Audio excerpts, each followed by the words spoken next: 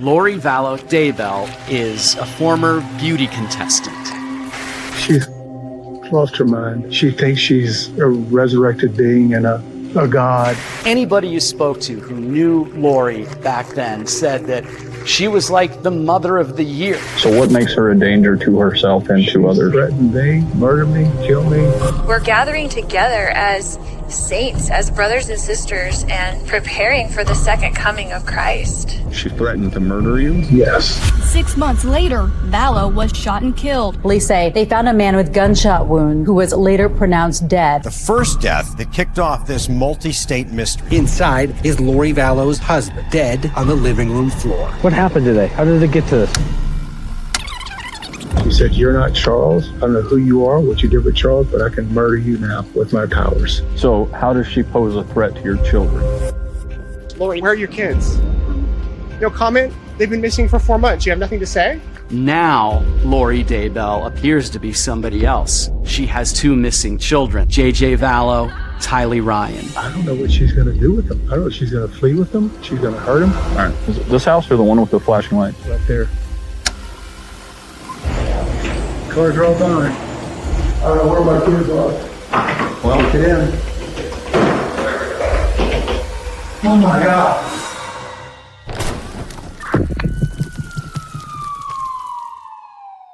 It all started on January 31st, 2019, when Charles Vallow was still alive and had just returned from a business trip to find he was locked out of his own house, with no sign of his wife, Lori, or his kids, JJ and Tylee. His car had also gone missing, and a large sum of cash had been withdrawn from his bank account. So in an effort to get some answers, he called 911. So what's going on tonight? I can't get in touch with our kids. How old are your kids? 6.5 and 16. She's lost her mind. I don't know how else to say it. She thinks she's a resurrected being and a god, and remember the 144,000.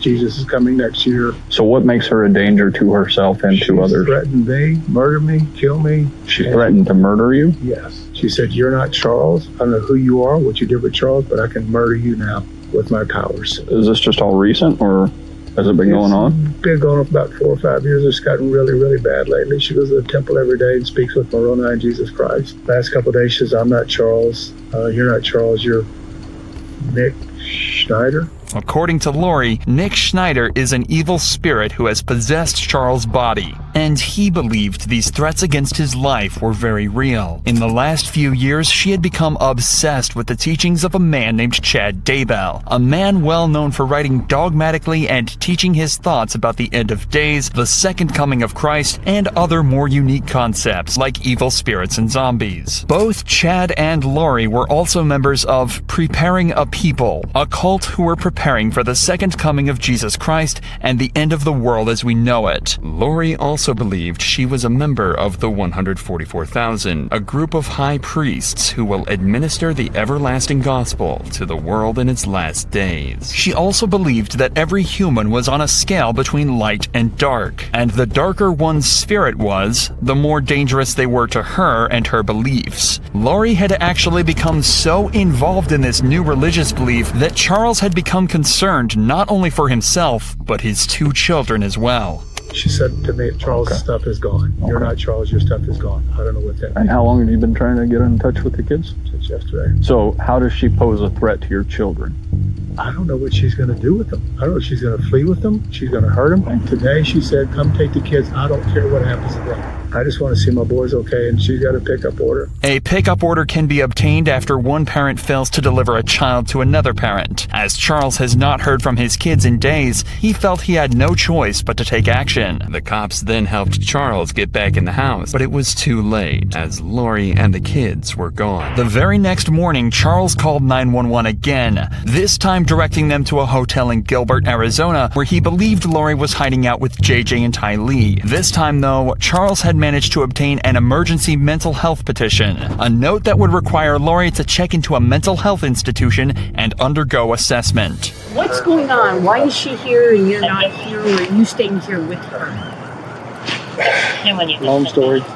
She's had kind of a break from me already. I've tried to support her as much as I could, but it's gotten really, really bad lately. She's had a break. She says, "I'm Nick Schneider. I've taken over Charles's body, and Charles has been killed. I'm going to kill you. You're going to be murdered today or tomorrow. Charles had already tried to find Lori earlier that morning by turning up at JJ's school, but despite seeing her car in the parking lot, there was no sign of her at all. However, she had left her purse in the car, so Charles took it in hopes that it would stop her from getting away. This worked perfectly, as she walked into the Gilbert police station later this same morning to report her missing purse.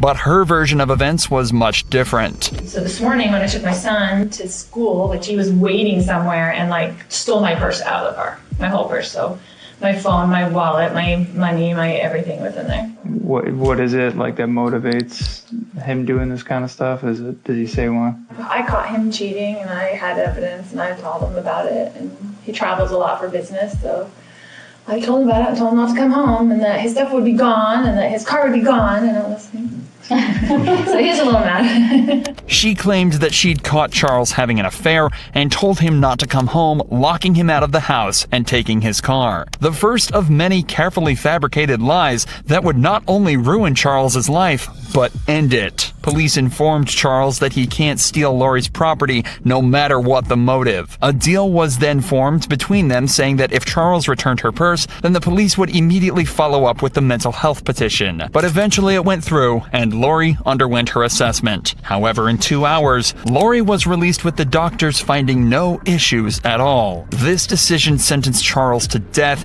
and put his kids' lives in jeopardy. Charles filed for divorce, and 6 months later, his body was found at Lori's house with 2 gunshot wounds across his body. The fate of his children was now in the hands of their delusional and dangerous mother. 18, we got one subject down, apparent gunshot wounds to the chest.